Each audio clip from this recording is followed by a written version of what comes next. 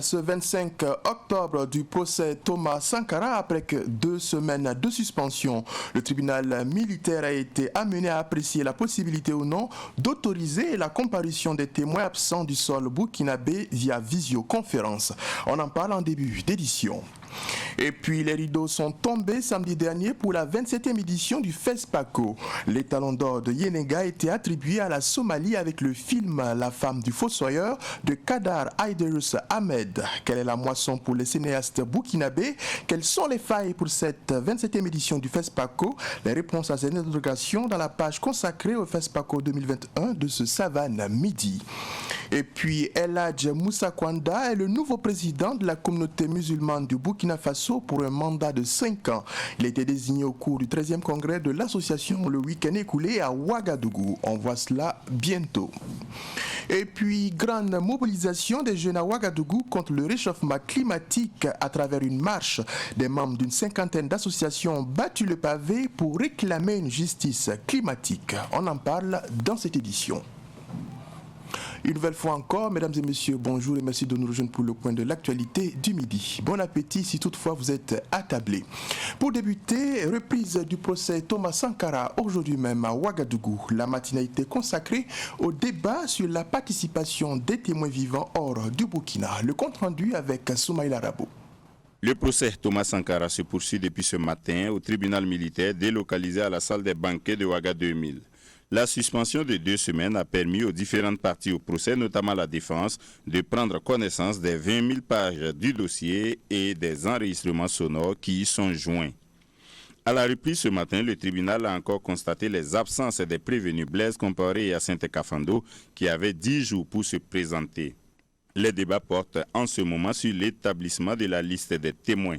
Le parquet militaire et les avocats de la partie civile ne s'entendent pas sur la proposition de la partie civile d'entendre certains témoins par visioconférence, dont les enfants du capitaine Thomas Sankara, Philippe et Auguste Sankara.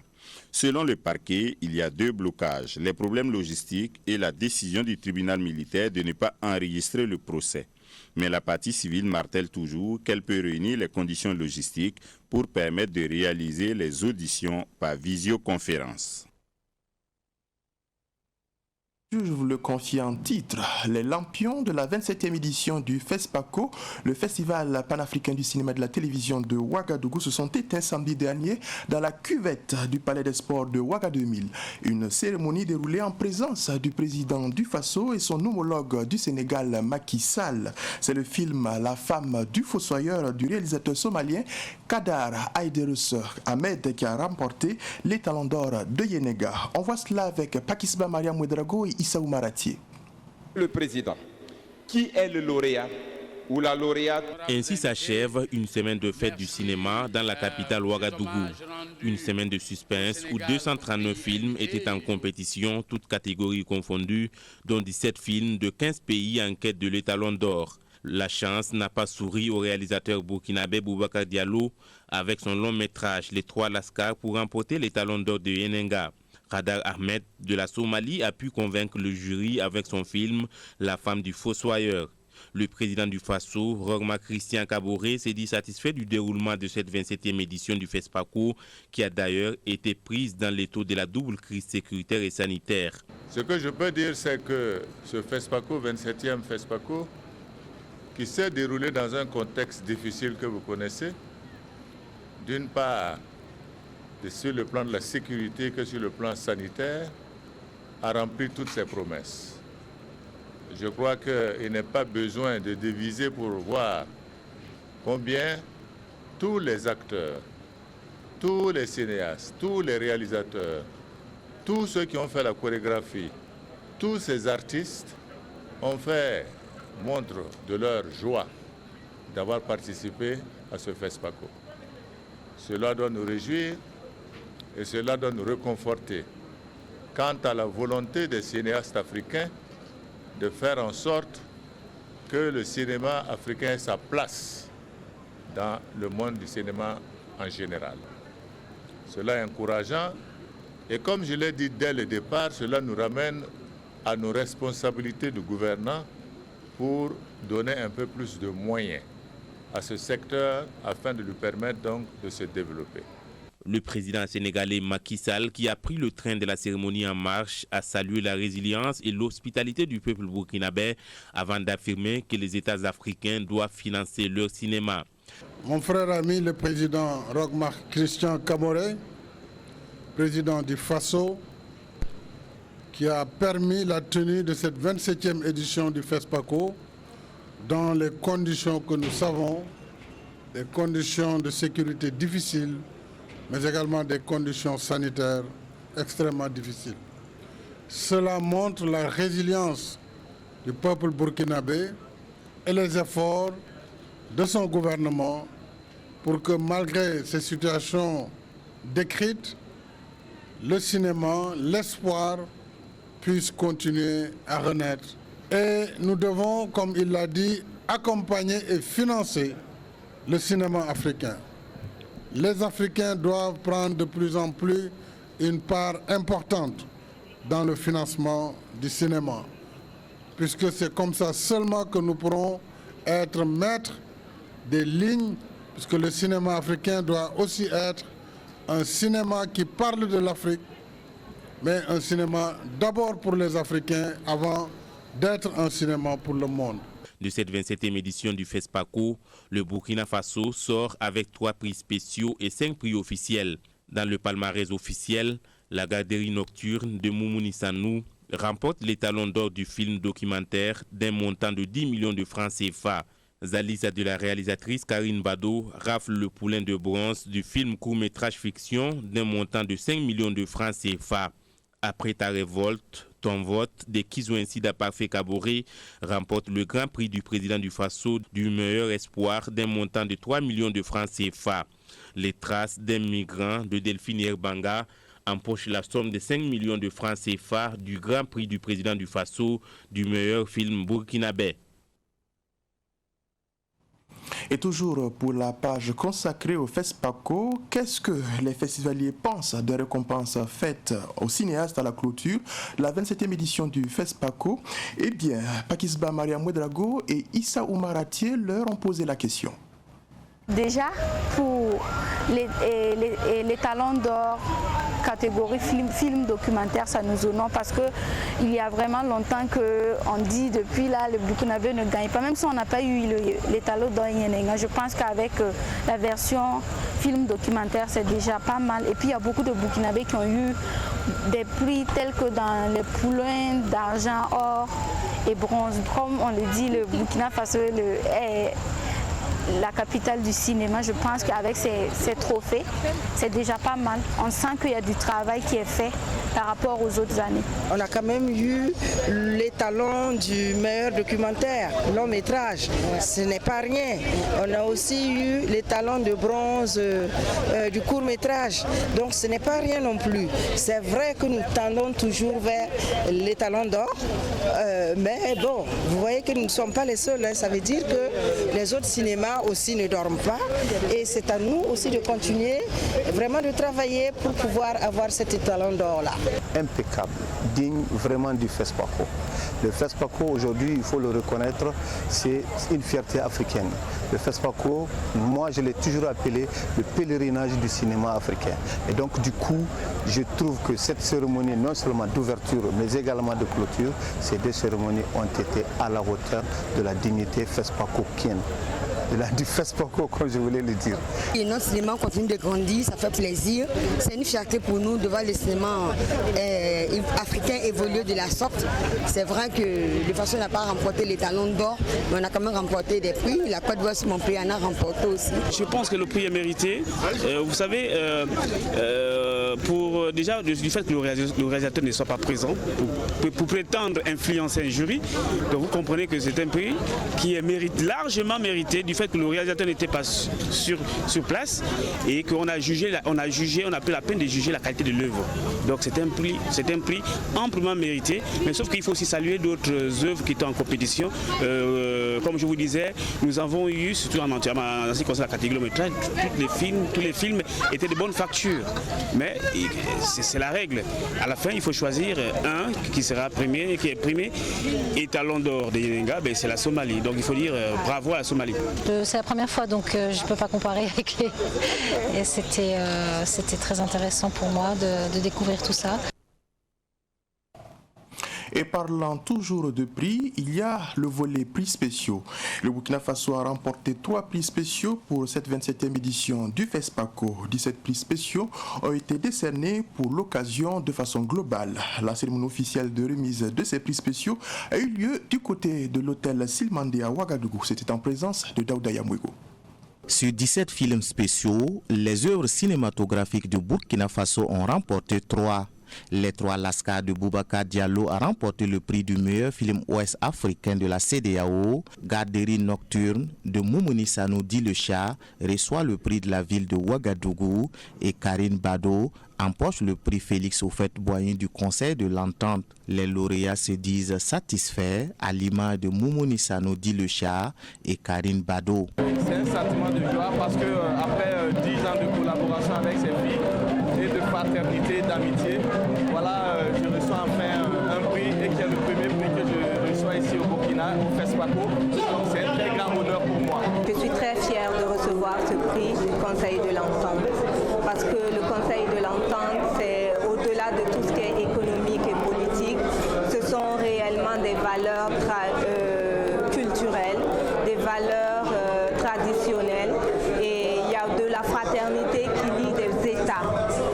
Donc ce prix me va véritablement droit au cœur parce que mon gros souhait c'est que nous avons une culture qui se ressemble et ce film se transporterait dans tous les pays de l'Afrique de l'Ouest.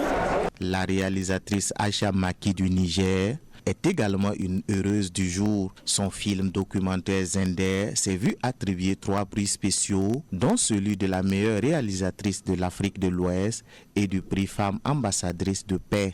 C'est une joie immense qui m'anime d'avoir ces prix au FESPACO, mais quelque part c'est aussi une responsabilité en fait qui désormais incombe à moi, parce qu'avoir des prix comme ça, en fait, ça vous rend responsable.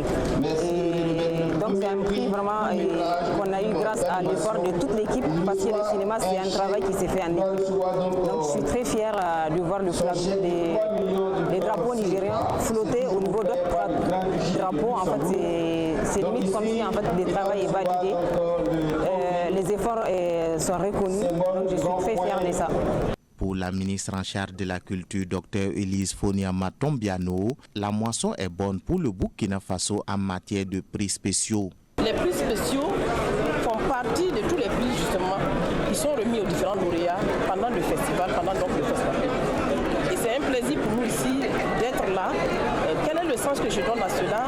C'est d'abord dire même merci à tous les donateurs parce que c'est plus de 150 millions de francs CFA qui ont été donnés à des lauréats, à des jeunes qui ont de la créativité dans le domaine du cinéma et cela donc est à saluer. C'est le réalisateur somalien Ahmed Kada qui a succédé au Sénégalais Alec Gomis pour l'étalon d'or de Yenega avec son film La femme du fossoyeur.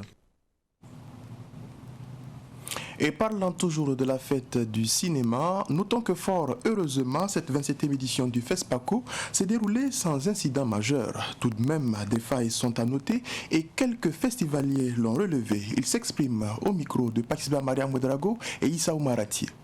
Perfection d'imperfection, il faut toujours dire qu'aucune œuvre humaine n'est parfaite. Imperfection, c'est d'abord, moi je vois, sans pour autant rire de moi, c'est du côté de la restauration, notamment les tickets de restauration pour les invités.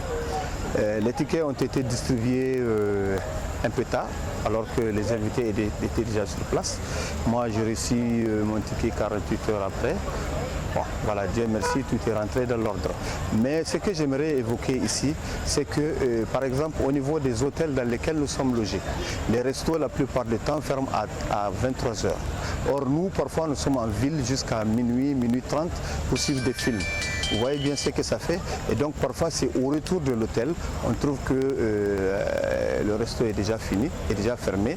Et parfois, ce n'est pas toujours qu'on a le temps de prendre les dispositions nécessaires qu'il faut. En tant que membre du jury,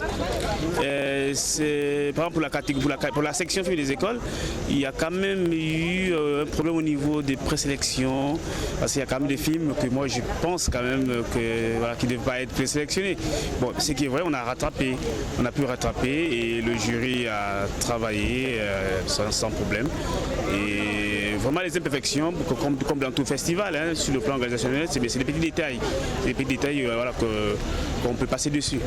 Que Dieu nous donne la force et je veux dire merci aussi à tous les organisateurs du FESPACO parce que là, il faut dire félicitations au niveau directeur du FESPACO. C'était une réussite, c'est vrai que c'était pas comme on voulait, mais bon. L'organisation, vraiment il y a eu des petits trucs qui ont manqué, mais on a tout de suite pensé à la crise, c'était pas évident, comme je l'ai dit. Et si ce monde-là était à ce festival, je peux dire que déjà le FESPACO a eu la moyenne, parce que ça a été une réussite. Souvent c'est le problème des grandes organisations, il n'y a pas à 100% satisfaction, surtout quand il s'agit d'un événement très suivi par la presse nationale et internationale. Nous, le premier jour, on a eu quelques pépins, surtout lors du clap d'ouverture avec la présence des autorités. Ça se comprend parce que quand il y a l'institutionnel, souvent la sécurité est renforcée. Vu le contexte aussi, on pouvait facilement être plus compréhensif parce qu'on avait des problèmes de badge, d'accès. Surtout quand on est journaliste télé, on a besoin d'une très bonne place pour pouvoir prendre suffisamment d'images, avoir les meilleurs plans. C'était ça notre problème, mais on s'est arrangé avec la complicité de confrères locaux qui nous ont vraiment permis également de travailler dans d'excellentes conditions. Des failles et des recommandations dont on espère que le comité d'organisation du FESPACO prendra note pour les prochaines éditions. Et sachez qu'à la veille de la clôture de la 27e édition du FESPACO, les membres de la Fédération nationale du cinéma et de l'audiovisuel du Burkina Faso étaient du côté du camp Sangouli-Lamizana à Ouagadougou. Ils ont rendu visite aux forces de défense et de sécurité ainsi qu'aux blessés. Une démarche qui vise, selon les initiateurs, à réconforter et soutenir ceux qui défendent la patrie. Le compte rendu avec Pakispa Mariam Ouedrago. Rendre visite aux blessés de guerre et leur apporter du soutien. C'est une autre façon de lutter contre le terrorisme. C'est ce que les membres de la Fédération nationale du cinéma et de l'audiovisuel FNCA font ici au camp Sangouli-Lamizana en pleine 27e édition du FESPACO. Nous ne voulons pas juste que la fête du cinéma africain soit une fête où on a l'impression que les gens font la fête et le bouquin est dans la ville de Ouagadougou. Pourtant, nous sommes au Burkina Faso. Voilà, on peut faire la fête ici pendant que des gens souffrent. Et dans les régions, ils sont déplacés, ils n'ont plus leur famille, pendant que les soldats sont au front en train de veiller pour lutter, pour garder notre sécurité. Et certains tombent, ils ont leurs familles qui sont là. Donc nous, on s'est dit ce FESPACO d'être aussi un FESPACO de solidarité, un FESPACO de compassion, un FESPACO qui va traduire aussi l'union des Burkinabés, un FESPACO qui va faire transmettre des messages où tous les acteurs du cinéma africain, du cinéma du Burkina Faso peuvent contribuer à construire une nation très forte, à réunifier, à réconcilier le Burkina et à semer dans le cœur la paix, l'amour, la tolérance et lutter contre l'extrémisme violent et le terrorisme.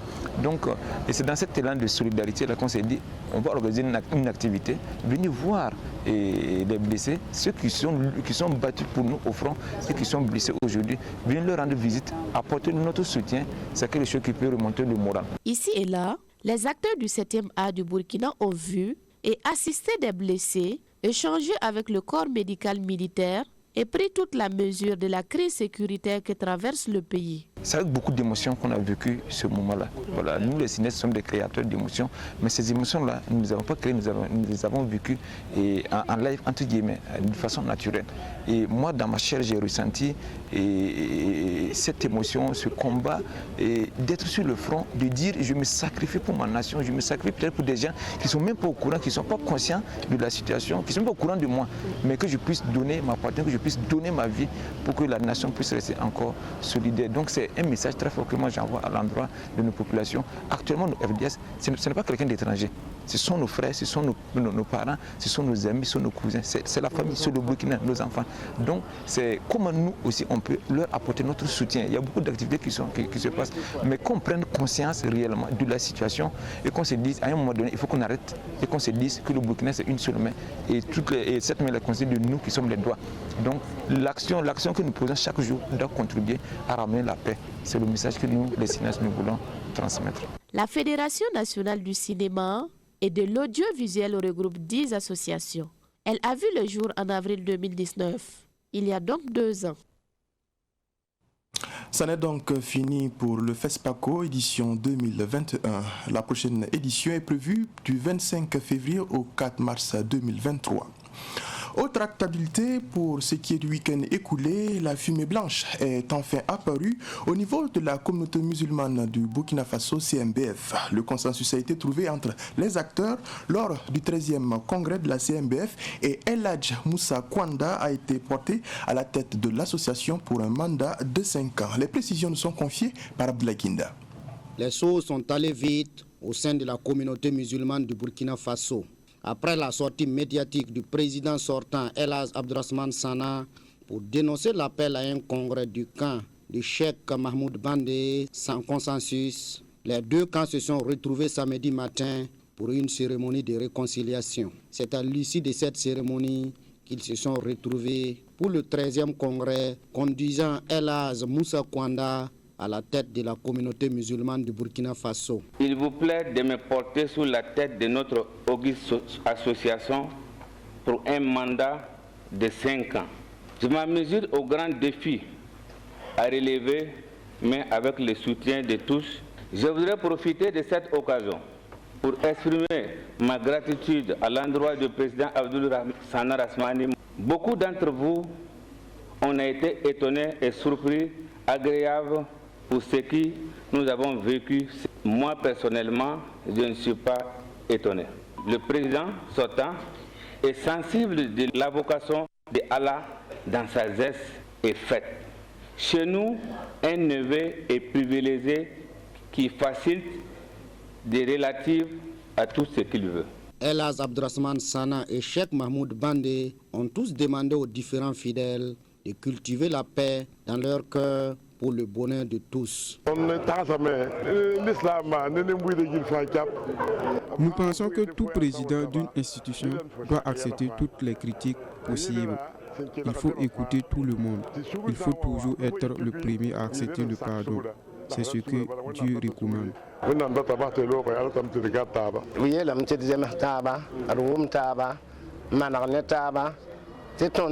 Nous sommes les plus nombreux et nous devons nous entendre sur un bon exemple à suivre. Que Dieu nous accompagne.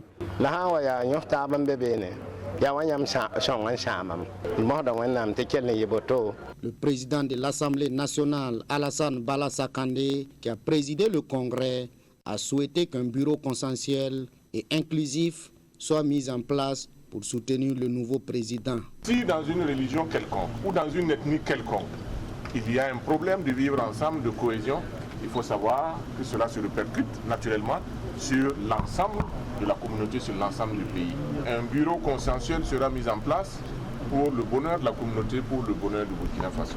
C'est d'ailleurs ce à quoi nous les avons exhortés, à ce qu'ils puissent travailler dans l'union, sans exclusion, faire en sorte de prendre toutes les sensibilités en compte.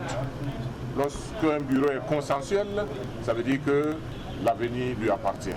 Le nouveau président, El Hadj Moussa Kwanda, est un opérateur économique. Il a promis de travailler pour le bonheur de tous les fidèles de la communauté musulmane du Burkina Faso. Autre sujet pour poursuivre, mesdames et messieurs, la coordination nationale des jeunes pour l'environnement et le climat, CONAGEC, et ses partenaires ont organisé le week-end écoulé la marche climatique de Ouagadougou contre le réchauffement climatique. Les organisateurs ont lu et transmis au ministère de tutelle une déclaration des OSC pour la justice climatique. La synthèse de cette marche climatique avec Clara Monessou. L'humanité est en danger, les inégalités persistent, mais l'espoir est de mise. C'est le slogan de cette marche climatique de Ouagadougou initiée par la Coordination nationale des jeunes pour l'environnement et le climat CONAGEC et ses partenaires. La marche a débuté au niveau de l'ex-INGEPS jusqu'au rond-point de l'École nationale de police. Cette marche a réuni près de 1000 personnes issues d'une cinquantaine d'associations de la société civile engagées résolument contre les effets néfastes des changements climatiques. Les organisateurs ont lu la déclaration des OSC pour la justice climatique avant de la transmettre aux représentants du ministre de l'Environnement. Les marcheurs ont réclamé, entre autres, le respect des engagements pris par les pays développés de mobiliser 50 000 milliards de francs CFA par an à partir de 2020, la justice climatique au profit des pays vulnérables et des couches défavorisées, la mise en place des systèmes sociaux, politiques, participatifs et inclusifs qui permettent aux communautés rurales, aux femmes et aux jeunes les plus affectés de faire entendre leur voix et d'accéder aux ressources ainsi que l'accroissement des ambitions et des contributions au niveau national. Et nous poursuivons avec notre engagement et notre mobilisation avec d'autres acteurs. Les promoteurs immobiliers restent mobilisés pour que les sociétés d'État n'aient pas eux seuls le contrôle de la promotion immobilière au Burkina Faso. Ils ont présenté un mémorandum aux journalistes vendredi dernier, un document qu'ils entendent adresser au gouvernement. On en sait plus avec Abdoulaye Kinda. Au cours de cette conférence de presse, les promoteurs immobiliers ont pris l'engagement d'accompagner l'État dans l'appurement du passif du foncier et signé pour cela une convention avec 20 associations de droit au logement.